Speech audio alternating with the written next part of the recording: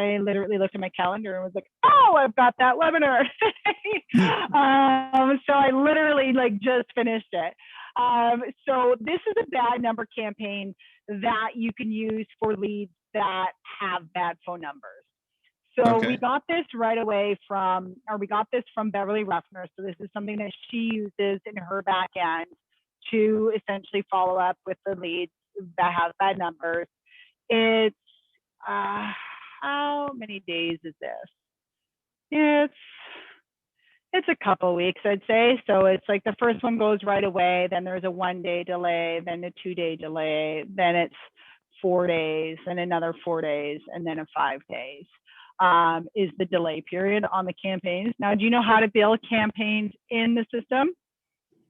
It's been a long time since It's been a long time? Yeah. All right. It looks like we've got Mehdi that joined us. So Mehdi, we're just going over, I'm not sure if you were on that webinar yesterday with Beverly Ruffner with all the bad phone numbers. So it's just a campaign. I'm going to share it with you because I think I got it now. So I'm just going to go done. I'm going to continue to add to this because some of them will have pictures with it. So maybe so you weren't on that webinar yesterday, either was Tom here. So basically we had a webinar with Beverly Ruffner and it was all about leads that give you bad phone numbers and a campaign that she uses to be able to, help or try to engage with those leads to get a valid phone number from them, right? So that's essentially what this campaign is for. So let me just put it in the chat. That's not what I wanted to do. I wanted to copy this, and there it is. So you guys will have access to it. It's in the chat there. So you can instill it. So basically it's now just taking that information and building out a campaign with it. Now you can definitely go in and build out your email templates first if you want to. If you feel like you're going to use some of these emails in one-off scenarios, if it's going to be strictly campaign, you can just go right into the campaign template editor.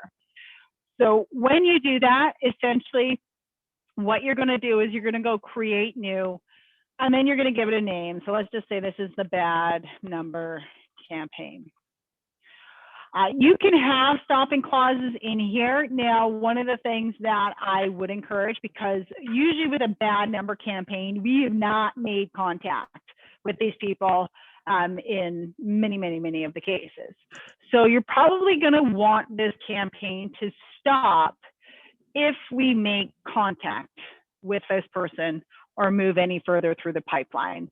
So you're going to have a stopping clause, which will automatically stop this entire campaign if you move this person anywhere further through this pipeline.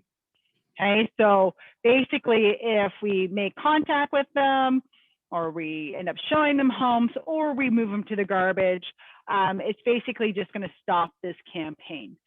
So we can put silent hours on there. It's not really necessary because you're going to be manually assigning this campaign, and it's generally going to be during working hours. So you probably don't need to have a silent hours on there. You can, if you choose to, have this execute only on business days. But for this, I'm not going to do that. So for anyone that's joining, we're just kind of going over that bad number campaign that was discussed on the Beverly Live Dials. If you guys look in the chat, I posted the link to this document, okay? So I have the email, like what email goes out first, the subject, as well as the delay, which we're gonna go over. So the first action here, once we're in here, is we're just gonna click on this plus sign. And, oh, that's because you joined after the fact. There we go. So you joined after. That's probably why. So now we have the email. So the first, this is just an email campaign because we can only email these people nonetheless. So we're just going to select email, and then we're going to put the subject in. So again, pulling from that document and just copying the subject, and then you can just literally paste it in here. If it allows me, probably not, because it's on a different screen. Why is it not? allowing me to copy this. Control C, Control, there we go. So just pasting it in there, and the same with the email itself as well. So the body of the email, you can copy it in, copy it and paste it. So I've updated so the short code is there. Add your formatting as you need to, because it is coming from a Word document, so you may need to make those adjustments. So once you've kind of got that, this is going to pull the lead's first name, their phone number, your signature, and then of course the lead gen site that they registered on, or the website that they were registered on. From here, usually it's going to come from the main agent in most cases, but you could specify who this is coming from. You could have stopping clauses on each of these emails, but we put those stopping clauses on the main tier of the account. So we don't need to have them on the individual actions. This is where we're looking at the delay period. So the delay period for that first email is right away, and our system will only allow you to do 1 minute. So that's why I put in bracket 1 minute, and then we're going to save it. I see that there's a question. So yes, Hassan, did you? I'll just keep posting in here because it looks like in the chat it doesn't show in there if you guys are joining after I shared it, needless to say. So there's the email that goes in, that's our first action. Okay, so then we just keep building onto the campaigns. We're gonna hit this plus sign, we're gonna go to the email, you're gonna revert back to that Google Drive, you're gonna copy the subject, you're gonna paste the subject, or not. Give me 1 second. Seems like it likes to work sometimes, but not always. There we go. And then we're going to copy the content of that email and paste that content in there. This again needs a little bit of editing in there. There's that one there. Now the second email is a delay period of 1 day. So we're going to go here. We're going to switch this from minutes to days and so on. So that's essentially, for all of you watching, how you're going to build your campaign. So you're going to take all those emails. It's pretty straightforward where I put the subject, the delay, you know, and it's in order for you. You just got to go and throw it into your system nonetheless, and you'll have your campaign. So now, once you build out this entire campaign, what you're going to end up doing is you're going to, obviously you need to find the people that you need to assign this campaign to, right? So it could be essentially when you call a lead right away, you could obviously just assign that campaign. So you would open up the lead, you know, you log the call, or we know obviously by looking at this that it's a bad number. We're going to go over to the eCampaign section. And then once that campaign's there, you're going to see that it's in your new user campaign. So if we go down, it should be somewhere, there's a bad number campaign, and then we could assign it to her. Okay, so once it's assigned, I'm just going to assign it to her. She's going to wonder why in the world she's getting it, but it's all good. She's staff, so she can deal with it. So once we've assigned that campaign, you're going to be able to see it in this list. You can open up that campaign and you can see, I think it copied that title of the email multiple times in here. But you can see the name of that email, but I feel like that subject, it looks like the subject has repeated itself over and over and over again.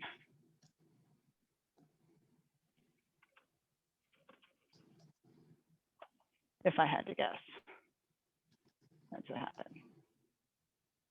Okay, something's going wonky there. I don't know if it's me because I copied and pasted a couple times or what's going on there. It will not do it on your end. I obviously did something. So you can manually assign that campaign to your leads. You can pull up the campaign itself, look at the campaign and the actions that are going to go out. You can stop individual actions if you don't want them to go out. But again, going back to the pipeline, because the pipeline is the stopping clause. Okay, so if a lead responds to your email, it's going to be very important that you guys go in and move that pipeline. Okay, we're going to move it to a make contact because now we've made contact with the lead. It's going to stop this campaign. So if we even look here, it should be stopped. No, it'll stop in a moment. It'll stop as soon as the first action goes to go out. It will stop that campaign, because now the pipeline is automate contacts. So you can do your stopping clauses as pipeline or a tag, right? So if maybe they respond to email and you throw a tag email on there, you know you got an email response. Nonetheless, you want to make sure that the campaign stops so you don't look silly with this campaign going out still asking for their information, even though they may have already provided it to you, that sort of thing. Now, does that make sense to most of y'all watching? Yep. Yeah, perfect. All right, so that's that now. So that's fine. That's an obvious lead where we either called them or we can see that their phone number is invalid. Now, another thing that you're able to do is sort your leads based on that phone validity. So if we want to pull up all the leads where we know they've got a bad phone number, we can go add filter item and we can go phone validity. And then we're going to pull up all the people that we've marked their phone numbers as invalid. So now we've got 19 people that have a invalid phone number. Now, one thing that I would do as well for yourself is adding another filter saying campaigns. I want to pull up everyone that does not already have this campaign. So I'm going to go has none selected and then choose that bad phone number campaign, because I don't want to keep assigning the same campaign to these people over and over again unless I actually wanted to do that. So now it weeds me out the people that are not on this campaign but have an invalid phone number. Once you have done that, you actually have the ability to select all your leads and apply that action and mass assign them to that campaign. So I can go in here and just start typing bad number campaign, select it, and then go done. It would mass assign this campaign to all the leads. So let's just mass assign it. It's usually, as you can see, it's mostly me or bad information. We can do that. Now, as you see, we got some leads in here with invalid and invalid. You can refer or like revert. This would actually be a garbage lead if you guys actually came across where there's no way of contacting that lead. But you could also narrow this down even further to say, I also want people where their email validity is either unknown or valid. That way, the list there, we can take that campaign because they've all been added. We've now only got people where we know that they've got a valid email, but their phone number is invalid on that. So you can also do this in the other format as well. So maybe it's a bad email campaign and you tweak it so that those messages are more like SMS messages instead of email messages, right? So you may need to shorten them, make them a little bit more short and sweet and to the point in essence, because they're not emails. But then you would change this to the phone validity is either unknown or valid, but the email validity is invalid or opt out, let's say, and then apply it that way. And then that gives us the leads that have bad, bad emails, but good phone numbers or potentially good phone numbers in that list. Is that clear for everyone? Yep. Yeah, perfect. Now, some things that you can also do that we reviewed yesterday is kind of taking the leads activity and then shooting them an email based on a listing that they've looked at. So we kind of discussed this last time as well when you're turning on your lead alerts. Turning on a lead alert, if a lead looked at a listing 3 or more times or they favored a property, it's shooting back that email right back at them with that listing and trying to get them to engage. So how you can do that is pretty straightforward. And we'll see if anyone's been active more recent than 7 days ago, but it's tricky because one thing right now with the market, it's moving very fast and things are selling really fast. So when we go into the more details, I wouldn't be surprised. Oh, these ones are still for sale. So we can say, oh, she looked at this property and she favorited this property. I'm going to now use that to my advantage. So I'm going to take the MLS number off that listing. You don't have to jump in and open up the listing. You can actually, can you get it down here? You can get it right down here, that MLS number, so you don't have to actually open it. You would also see it when you're hovering over this house. It'll show you the last few MLS numbers. But obviously a lot of properties are selling quickly, so it's probably best to open it just to make sure they're still showing as available nonetheless. Otherwise, they're not going to show up in your filter. So now let's say I wanted to send Bianca that listing again. What I'm going to do is there's this little envelope down here where you're actually able to hand pick listings that you would want to send somebody. So you're just going to add a filter item, and in this case, it's going to be the MLS number. And then you just paste that MLS number in here and click apply. You're going to actually click on the listing or listings, depending on what you're doing, that you're going to want to send. And then you can actually write a note and the preview the email. So there's a custom client note that you would send right here where you can say, you know, anything like, hey, Bianca, I just noticed that you expressed some interest in this listing. Is it something you'd like to go take a look at, or are there any questions I can have answered for you about this home? All right, so again, you're taking a little bit more of a proactive approach to somebody that's being a little bit more active.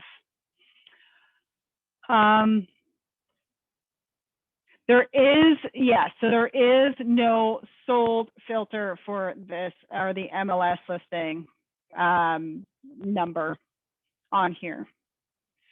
So the only way, and I know that we have Olivia looking at it, the only thing that you could really do is kind of look in the more details. So we can see if your lead is set up on a certain search, of course, so kind of looking at that information, right? So we can see what this is a little bit more of a manual effort, of course, when it sells. But nonetheless, kind of looking at the information, the criteria, and using that criteria, right? So if we were to go, we'd have to do like the city, actually we're doing sold, so we'd have to throw in the buying city, wherever it is, or a radius. Let's just see, does it have a location? So there's the city. We can go Mississauga. And then we might do the type of home, or it was, let's just pretend it's, I can't remember, but we can go apply and then bedrooms. Equal to or greater than 3, that'll weed out any of the 2-bedroom towns. And it's a little bit trickier. You can also look at the sold date, right? So you can filter based on the sold date. So in this case, you'd probably go equal to or less than. And let's say we know it sold last week or in the last 2 weeks, we can go in the last 14 days, and it's going to narrow down our results. So in this case, there seems to be quite a bit of them because we don't have a price point in there. So let's add a price. So the sold price is going to be tricky though. We'd have to really look at what it was listed for and then that sold price. So sold price, let's just go from 650 to 850. It's definitely a hop, skip, and a jump to get what you're looking for, Hassan. But this is going to be like the closest that you can do is trying to pull up what they're looking at and pull it that way, or kind of do a little radius search around that. Now, of course, I would spend more time and attention on someone that you have as like a really hot seller versus just doing this for anyone, right? It's a lot of wasted energy to definitely do that. You can give people examples, right? So I just wanted to give you an example of what the market looks like right now, you know, and what you're looking at to get a real live, accurate number and realization as to what the sold activity actually looks like. You know, properties are being listed within your price range, but they're actually selling, you know, $100,000, $150,000 more than what's being asked in many cases. Right. So it's, again, giving them that visual and educating them on the market, because right now there is, you know, a lot of people are at standstills. You may need to, there's all different scenarios, right? Some agents are listing at market value. Some are listing below just to encourage the sale and going over asking. So it's a mixed bag of things that some of the things we cannot go over. New Meadowvale is listed at 24 and leased for 26. It was over 200 over asking rentals. Oh wow, even the rental market is going over asking. Right? It's all fed by demand. And you know what's happening as well? What I would assume is happening is a lot of homeowners are taking advantage of the prices and everything going in over asking, and it's a seller's market. And then the smart ones are probably pulling, they're not buying back into the market right now. They may be going to rent instead. So there may be that increase of people that are looking to rent or lease while they're waiting for the market to stabilize itself a little bit. Crazy COVID buyers. Yeah, there's that as well. There's the crazy COVID buyers out there for sure. So basically, yeah, the sold listings here, unfortunately, for anyone that's not on TREB, we are working on gaining sold listings for other boards. It's all board specific and what they actually release to third-party providers and all that stuff. So as soon as we get access to sold listings, we have full intentions of building it out for any board that we service essentially for you guys. So that's a little bit. I just want to see if this actually stopped the campaign, because it should have. So now it's finished. So we can see that it's finished, and that would be because it reached its stopping point. So you'll see that it reached its stopping status. So which means that we made contact. So when that first email went to go out, it stopped the campaign because the pipeline on this person had moved to make contact. Okay, so again, always just making sure somebody responds to your campaign with a phone number, or even just responds and you start communication that way, is either having your stopping clause for the pipeline, or if maybe a specific tag that you're throwing on people where they prefer communication through email, which some people definitely do. So that is that. Now, with respect to the system in general, do you guys have any kind of questions and how-tos with respect to any of the options that are in here?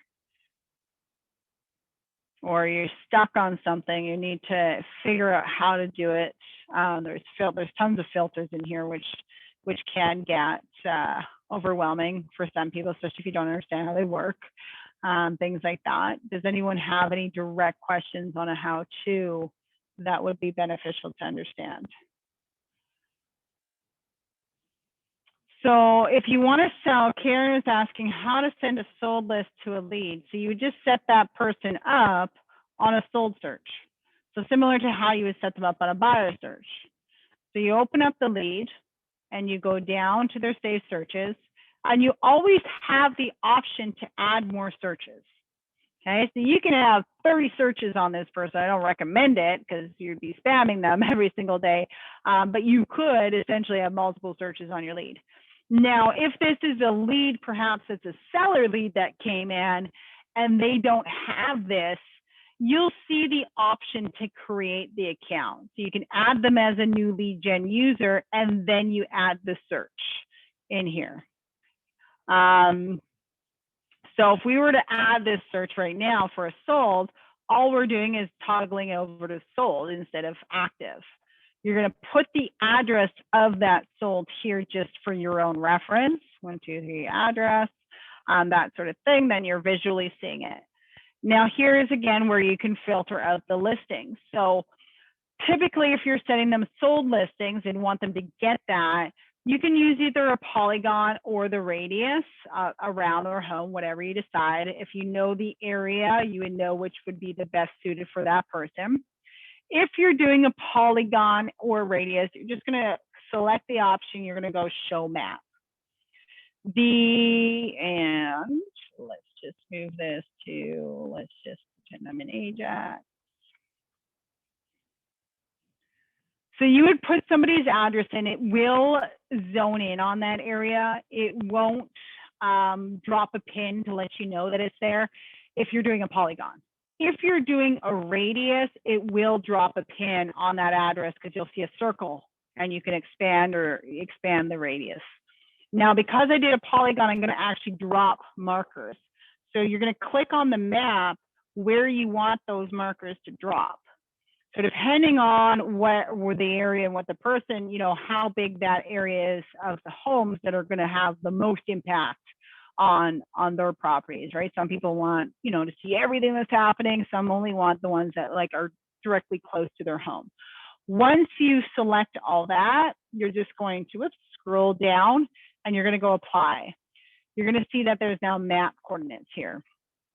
So once I go apply filter, you're going to see that there's now 52 listings in here. Now, I imagine if you have a seller, they're not going to want all these listings. They're going to want the listings that best reflect their home. So that's where you're going to go and add more filters. So you can do it so that it's, bedrooms as mentioned, so equal to or greater than or equal to. So I only want places that have 3 bedrooms only. You can do it, of course, for the type of home. So I only want houses. I don't want them to get anything else. So let's just apply that, and we're down to 28 listings. So now, when we go in here, we're going to add the sold date because obviously we don't want to send them sold listings from too far back. So then that's where we're going to do the sold date. Where is my sold date? There it is. And then you can do a range if you like to, if you're sending them a one-time sold so they can see all the properties that sold between this and that date, by all means. You can also do it, I always say equal to or less than, essentially, in here, and then 90 days. So everything that's sold in the last 90 days.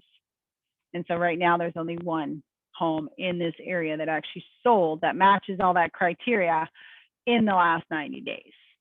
So once you save and create all your filters, you're simply going to save that filter. You're then going to, you can schedule it as well. So you can have it go as often as you want. Again, it's only checking for when a property sells. So it can check every day, but likeliness is there's not going to be a property that's sold every day unless they're in a really high turnover hot area or in a condo building sometimes where there's tons of listings. That might be the case. So you, depending on the area, I'd say on the turnover rate, but most should be fine on a daily. But you can scale it back. So if you only want to send it to a past client, every month, for example, here every month, I'm going to send you all the sold listings. You can do that as well. So that's how you would set that up. Now, there is another question. So actually, Karen's asking, what's the difference between a polygon or a radius? A polygon, you draw the actual shape. So similar to Treb, you can draw a polygon on the map if you're using Stratus.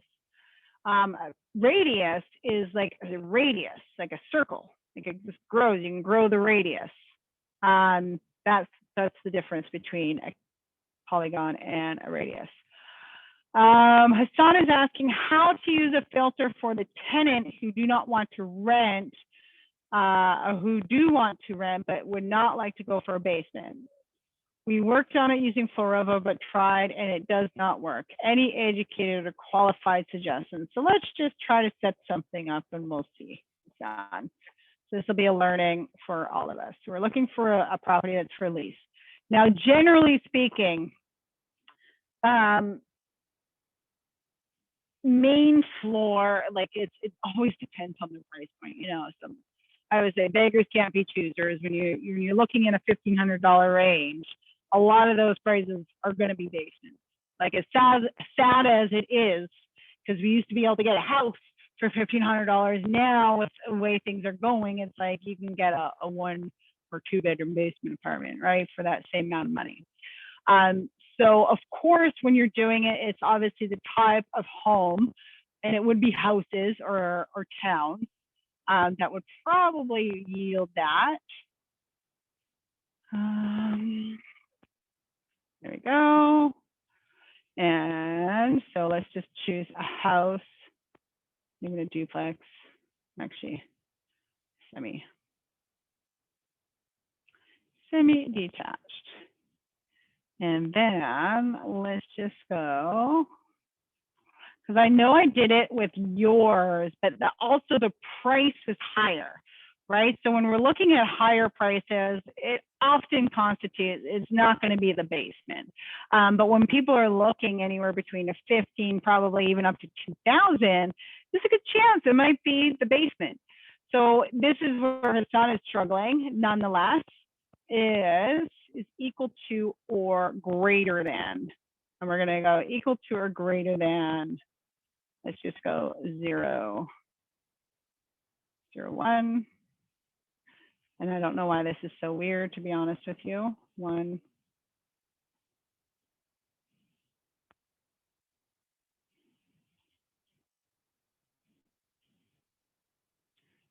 So these are all obviously higher prices.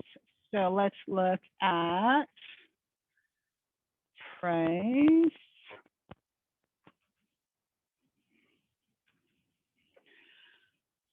And let's just put this as there's probably nothing that exists, but to 2,000. So I'm going to look at, so this one here definitely looks like is a basement.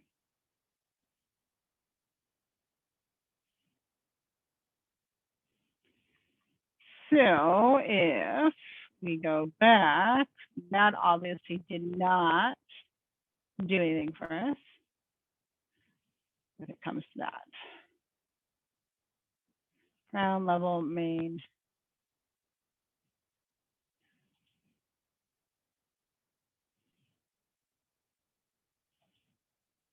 And I want to get rid of that 0 because I don't want the 0 on there. Nope, still pops in there. This is a tricky one, Hassan.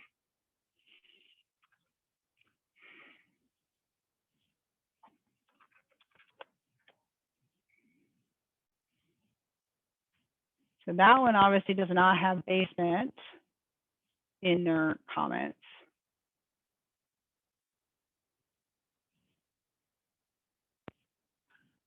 They don't have the word basement in their comments, so that's why this one is showing. So all of these, so this one here obviously doesn't have basement in their comments. So yeah, that is a tricky one.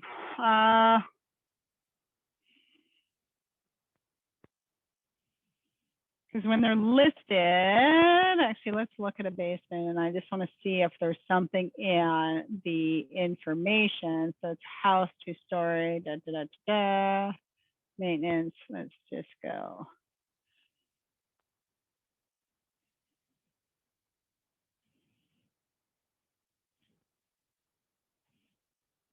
Putting all this information in, but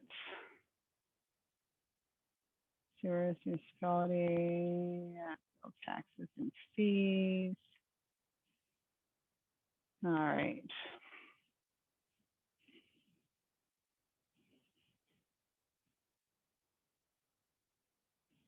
Yeah, it's tricky with the basements because the basements now you definitely could weed them out before just with the cost.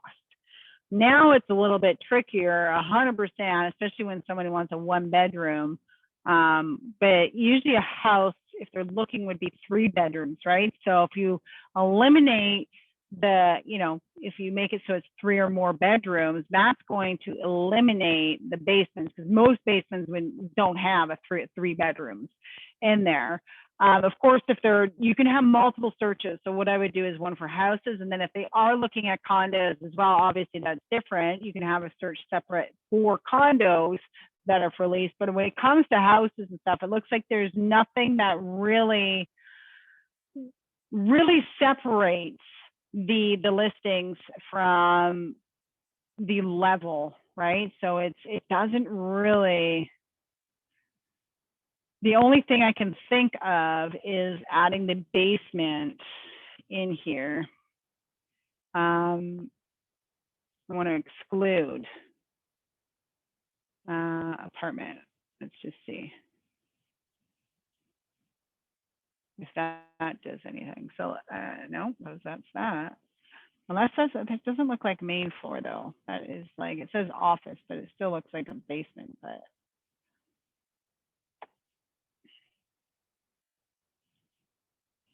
And yeah, see, it doesn't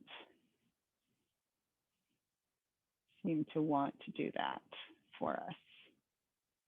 3 bedrooms. So I think your real only option is to, depends on their bedrooms, really. Like that would exclude, because most houses, not all of them, but most houses are going to have 3 or more bedrooms. Obviously, the older homes in Toronto, a lot of them have 2 bedrooms. But the newer homes, anything that's more relevant is going to have the 3 bedrooms. But yeah, it is very tricky that there's nothing really how you can filter this to not have the basement apartment, because even when we're not, you know, we don't want the apartment or we don't want finished. Let's see. This one seems to, but this here again, what do they have the basement as? Because this can't be the whole house for 1530. You never know, I guess. Where is it?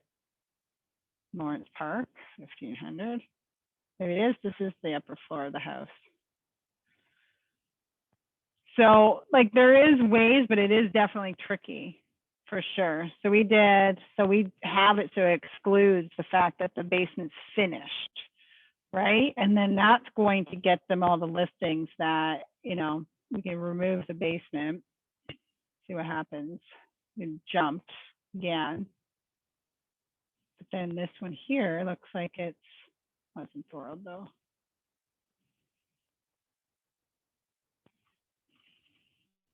It's such a tricky thing, Hassan. So you know, finish, separate entrance, so it doesn't include that. Then you have the range, then you have the type of home.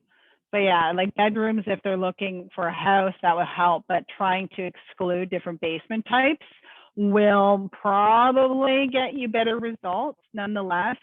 The other option, of course, which is your more manual option, is if you're able to do that through your Stratus, is to again pluck the listings here and send them manually, right? So here, these are all the MLS listings that came on today for rentals that aren't basement apartments. So, but yeah, there's definitely got to be a way, and figuring it out.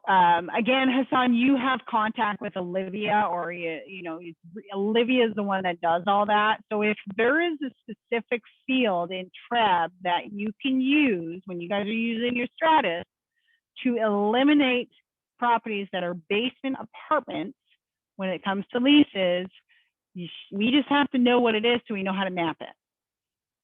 And so then we can build that out for those situations. Now, does anyone else, aside from that, have any questions going through?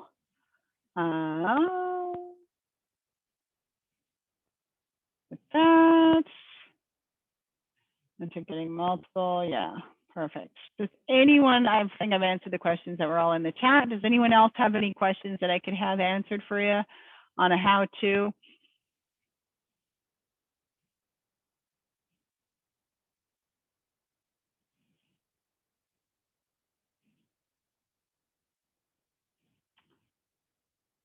So a lot of what we talk about in here is nurturing and reaching out to leads that are newer leads in your system. And so new. So one of the things that you're going to find in your system is that you definitely have leads that are older for some of you, right? So your older leads are often enough the gold in your dashboard because as you all may have discovered over time, that the leads that register in your system, they're not all looking to transact right away, right? They've all got a future plan. They're all just looking, things like that. So sometimes the older leads in your system, they do get neglected, and especially if you don't have a proper follow-up plan for them, where you're constantly, you're regularly checking in on with them every so often, you're definitely going to find a lot of missed opportunity in your system. I'm sorry, but it's just the reality of it. So it's filtering out and trying to get some of those people to engage.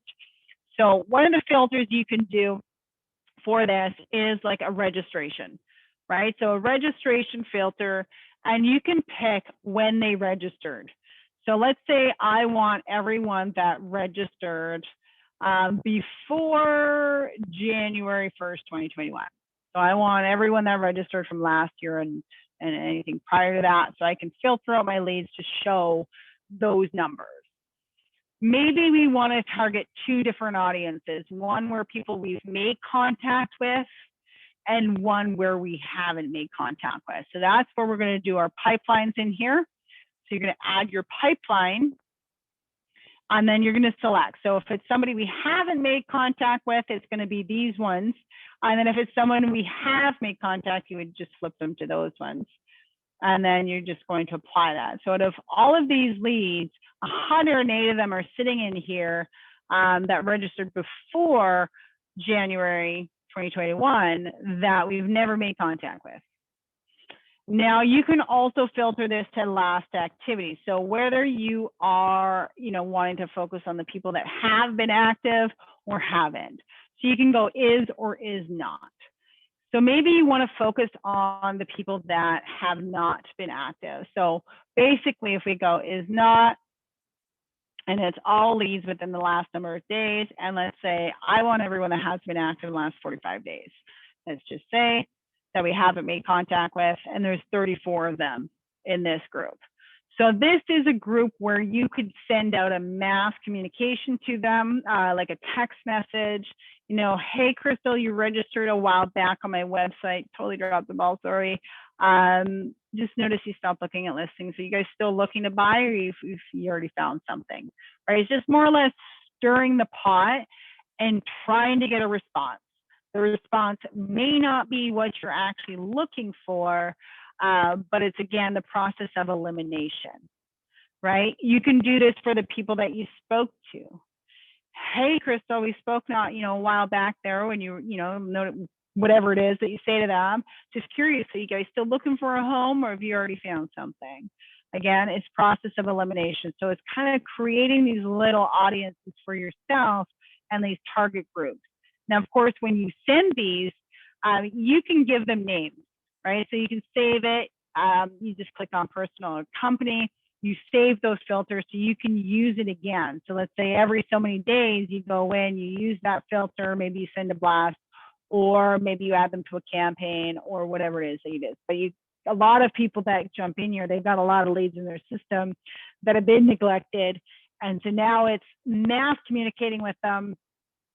So you have your actions here where you can send them mass SMS, is the best way to stir the pot and get the process of elimination rolling, right? People that respond and say, no, we're still looking, well, you're going to reach out to those people, right? People that have already purchased, you can offer them sold listings if you have access to that. It's being asked, is there a way that we can have our website populated with pre-construction projects or coming soon pre-constructions and assignments? There's nothing that you can do that will automate or auto-populate those for you at this time. You can most definitely on your branded site add those pre-cons and assignments in there. So there is that you can do. We just don't have anything that is automated as well. Yes, I know you need all the floor, everything. There's a lot of garbage filters that I don't know. You should look on DDF, and when you look at the, unless they fixed it, and it could be on this one, is the acreage. The acreage one is like, I go cross-eyed looking at that list. You're like, what do you even select? But I think that's one of the mapping things, though, because especially on like DDF, this one's different. So I don't know why there's so many in here. Like, to be honest with you, for the floor levels, but DDF, you've got to remember, is all different boards, and how each board names each filter in their MLS forms is going to be different, and we've got a map in our system to pull accurately, and there's a whole process to it nonetheless. Yeah, so like using your filters, stir your pot, that sort of thing, save your filters. Your save filters are always going to be up here, so you can always reference them at any time. So create those audiences for yourself. I always keep I always say the door open, but the email open. If there is a specific audience that you're trying to create, you're playing around with the filters and you just can't seem to get it work, just shoot me an email what you're trying to accomplish. If I understand what you're trying to accomplish through email, I can go ahead and put that together and kind of walk you through how I got that filter to kind of work and function. And if I don't understand what you're trying to accomplish through email, I will definitely reach out so that we can kind of walk through it and what it is, so that, and sometimes I have to wrap my head around it in multiple different angles just to get the results. But that's also, we use this day in and day out. But that's why I also encourage you guys to go through your filters, see exactly how they function, and leverage them that way, right? So once you kind of go through them and understand who's populating in the list, right? So, you can do call result is in, no message left. It's going to pull up everyone where it has a call result of no message left. I've made contact with this person, but one of my calls was a no message left call on these people. So always using that. Why do I get an orange error message when I try to send a listing to the lead? What is the error saying? That helps understanding. What error message, what is it saying to you?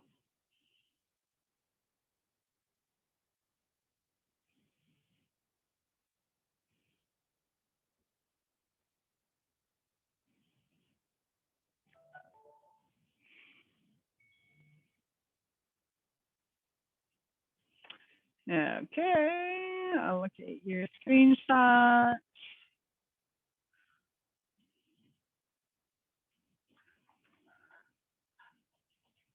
Please, because you got to select the listing.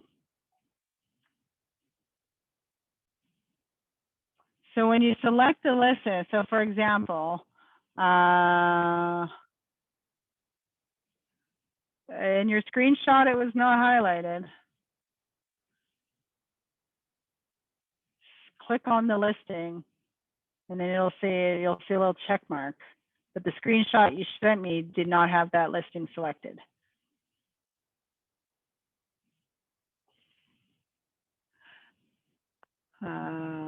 So just kind of walking through that. You guys can do that in mass action as well. So just walking through that again. So when you're sending the listing email and you're putting the MLS number in here, do I have that MLS number still saved? Probably not, but MLS number. Oh, I did too. So when you're putting it in there and you're applying the filter, so it's just, if you try to send it, it's not going to let you. You have to select the listing you want to send. You'll see it check marked, and then you'll be able to send it. So they do this as well. So if I do this, for example, and I apply this filter, there's 1,500 listings that are matching. It's not going to allow me to send all these listings. I got to select, and you can select, I think, up to 50. Yes, to select up to 50 listings that you would want to hand pick for somebody to send to them. So you've always got to select the listings that you want to send, and then either you can send it just the listings, or you can write a note preview for those listings. So Tom, I can find that for you. So Tom's just asking who he can reach out to.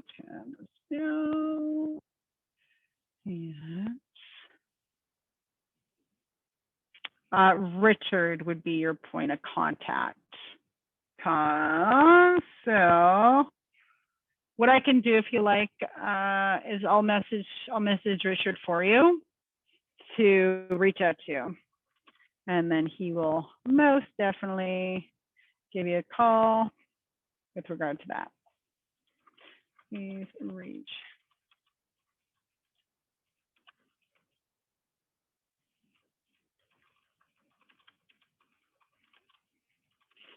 to lead Jim. There we go. So I've sent the message. He will most likely reach out to you today, I would imagine, if he has time to get that going. If not, he'll make an email introduction or something to get an appointment set, perhaps for next week. So we only have a handful of minutes left here. So we went over the Soul campaign. Does everyone have that link now? I don't know if anyone joined afterwards with the Google Drive with it. If not, just raise your hand so I can know and I can put it in the chat for you guys. If you do not, or you do, I don't know. We'll just put it in there anyway. It doesn't really matter. So we went over that. I'm going to add to this as well. So kind of putting together a video. As I said, I kind of did it, like I literally finished it at the time, just the text aspect of it, right at the time there. So there is that right there. So there is that Google there. So I will, as I mentioned, you can try to do it as well. I'm going to be putting a video kind of walking you through kind of like what we did in here as well, walking you through building that campaign and then kind of going through how do you apply that campaign. So it's just that little bit of reinforcement for you guys.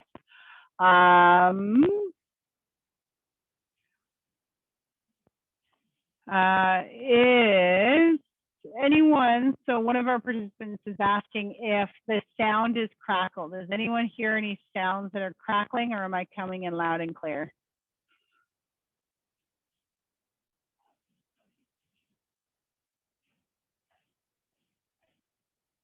So it's good for Tom.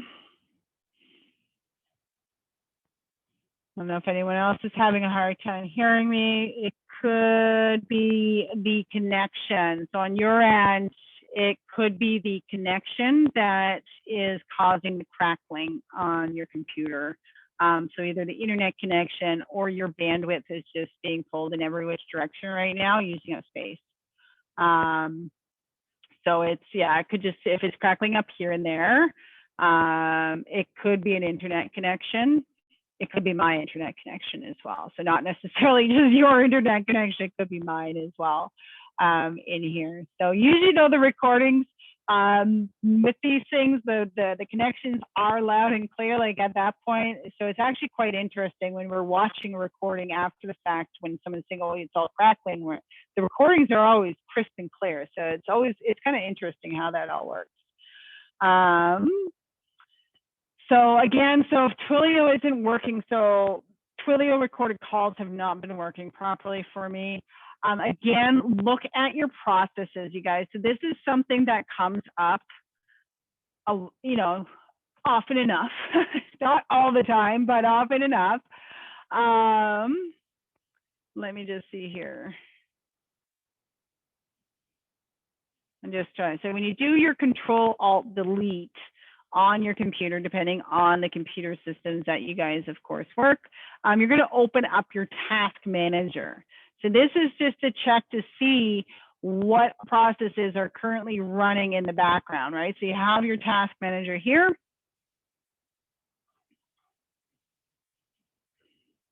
And so here, so this is where you can kind of see what's running in your system. And then you have your performances and all this and stuff and startups. So this is where you can actually disable on startup. You know how I get all those stupid things that slow your startup? You can disable them from doing it. So you do have all your processes. So check. So a lot of times there's background processes that you may not need to be running because it's not necessary that it's running, but it's going to take up bandwidth. Like this thing here, I don't need that running in the background. Like there's no need for it. It's this silly little thing. Like, do I really need? It's not using up any processes, but you can see here how it's all working on your system. So just check that. Especially like some new computers are just loaded with all this stuff because they, you know, it's new. But then you're using it for every day, so you're also downloading all this other stuff that could have processes running in the background that do that. So if a lead says they couldn't hear you, sometimes, and so this happens to me, Karen, is my computer will sometimes, so always what I tend to do is I check the audio. So when I open up the dialer, I check. So I listen, obviously you can hear them, and then check your microphone to make sure that it's working. You can't see it because this is my screen is all blown up, but there's a little sound bar at the bottom that you'd be able to see is actually working, and that the microphone that you're speaking through is working. So sometimes you need to go into your audio settings that has nothing. So, you know, from time to time I'll call you guys and you're like, hello, hello. And I'm like, crap. And then I got to go and like readjust all my computer, especially on restart. Sometimes reverts back to a previous setting and things like that. So how do I switch off notifications for my leads coming on the website? You get so many. So are you talking about new leads or returning leads?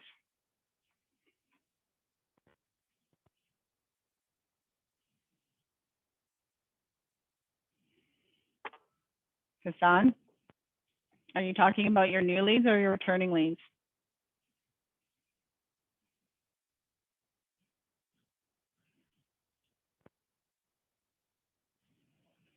Returning leads. So you're getting that notification that they're active.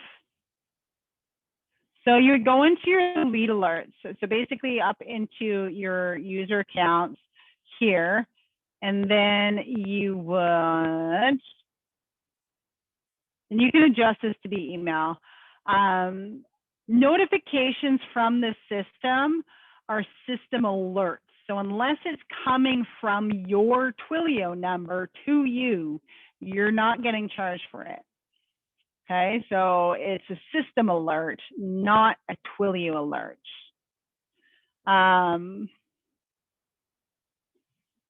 So when you go into your account, you just click on the account. My internet's slow, I can tell right now. So if my voice is crackling, that's probably why.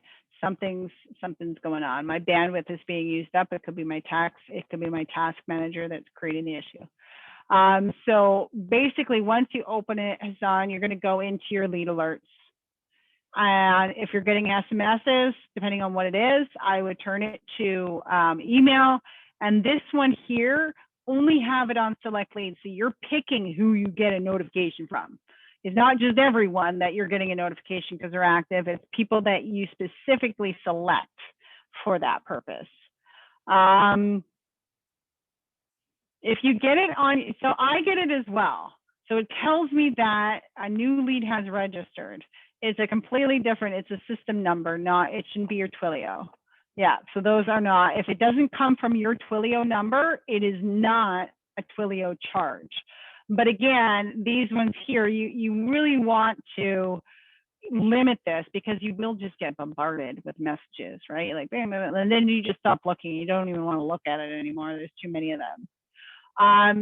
So again, just call. So Rinky is saying the call just does not get connected. So it just keeps cycling through, Rinky. Is that the case when you're doing it? Is it just like thinking and thinking and thinking and thinking?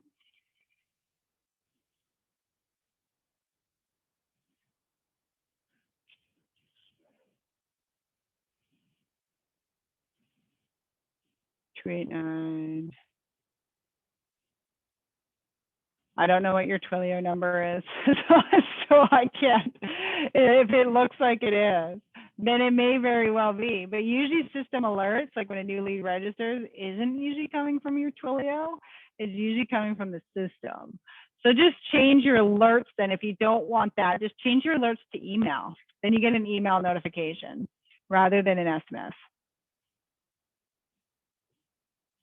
So you can see what your Twilio number is. You guys should know what your Twilio number is because in hindsight, when you're dealing with these, you should be giving it out. But when you open up your dialer,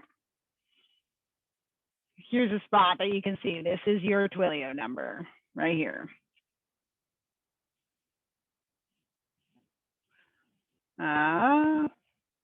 So Rinky, you are not able to make any calls to the lead and the call does not get connected. So is it just cycling through, like it just keeps thinking and thinking and thinking? Is that kind of what happens?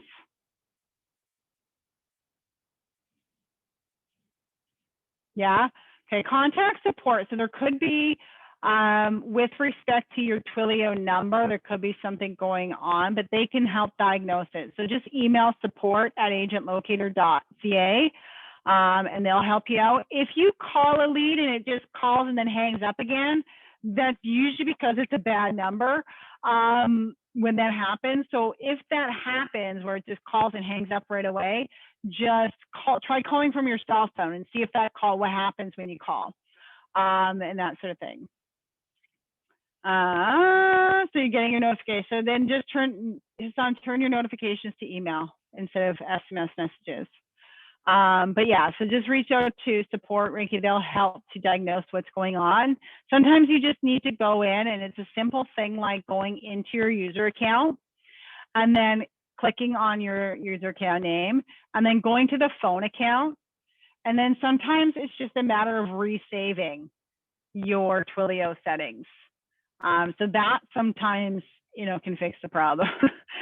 Something as simple as that sometimes.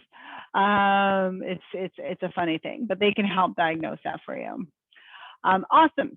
So I appreciate everyone that hopped on here. By all means, if there's ever any topics you guys really want to focus on here, by all means, shoot me an email. I can create a whole webinar surrounding different areas and different topics and things like that, to show you guys how to leverage the system. Because again, I can repeat myself over and over again with the fundamentals of the system, but I really want to be focusing on the things that you are going to benefit from 100% and that you're wanting to learn. So hope you guys all have a fantastic weekend, and we will chat again soon. Thanks everyone for watching and participating today.